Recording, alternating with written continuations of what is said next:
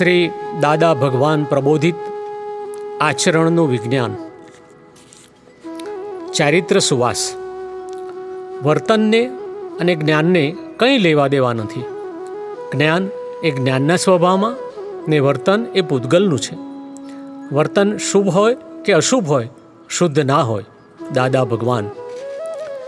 જ્ઞાની પુરુષ દાદા ભગવાનને એક સત્સંગી ભાઈ પ્રશ્ન કરે છે, દાદાના પરિચયમાં આવનારા અને દાદાના સત્સંગમાં રહેનારનું ચારિત્ર જે છે તે અંદરથી ખીલતું હોય તો પછી એની સુવાસ બહાર દેખાય ખરી કે નહીં? દાદાશ્રી સમજાવે છે, ચારિત્ર જેટલું ખીલે ને એટલી જ સુવાસ બહાર આવે. અંદર ખીલ્યું હોય તો એ સુવાસ બહાર આવે ને બહાર ખીલ્યું હોય તો એ સુવાસ બહાર આવે. જો ખીલેલું હોય તો કંઈ ગુપ્ત રહેતું નથી. અરે, તમે મનમાં ભાવ નક્કી કર્યો હોય કે આ મહાત્માને મારે કોઈ પણ જાતની અડચણ નથી પડવા દેવી, તોય એ વાત મહાત્માને પહોંચી જાય.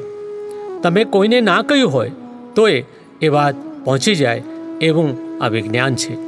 આ તમારા એવા બધા પાપ ધોવાઈ ગયા છે એટલે એ બધું ચોખ્ખું થઈ ગયું છે કે અત્યારે તમે આવું ગુપ્ત કંઈ કરશો તોય પણ બધાને પહોંચી જશે.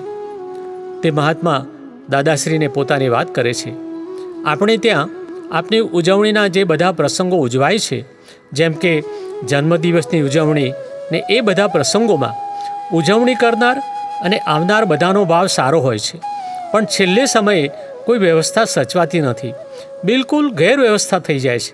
આથી અમે બહારના જિજ્ઞાસુ ને પરિચિતો જેને આ પ્રસંગે બોલાવીએ છીએ એ બધા ગેરવ્યવસ્થા જોઈ કંઈક જુદા વિચારો લઈને જાય છે.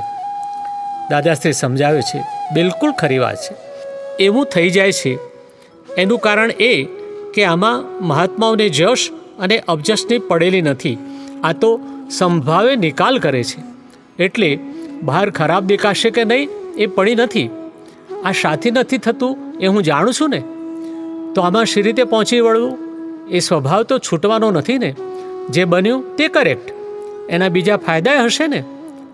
નિકાલ કરીને હેડે એટલે પછી આ બાજુ જોવાનું નહીં ને. અને પેલામાં તો ઠેઠ સુધી એવું હોય કે મારું વગોવાય, મારું એ થાય, ખરાબ દેખાઈશ. આ સમજાયું ને? મૂળમાં આ ખોડ છે. એટલે હું સમજી ગયેલો કે આ ખોટું શું છે તે એને ધકેલવા કરેલું, પણ ખોટ શી છે તે અમે સમજી ગયેલા, પણ એ ખોટ તૂટે એવી નથી. આપણે તો કામ સાથે કામ છે ને. આપણે કંઈ કીર્તિને આબરૂ વધારવી છે? આપ્તસૂત્ર. સમજ એ આચરણ છે. હું આચરણમાં લાવવાનું ના કહું છું. પરાણે આચરણ શીખવાડશો એમાં દહાડો વળે નહીં. આચરણમાં મૂકવું એ તો અહંકાર છે.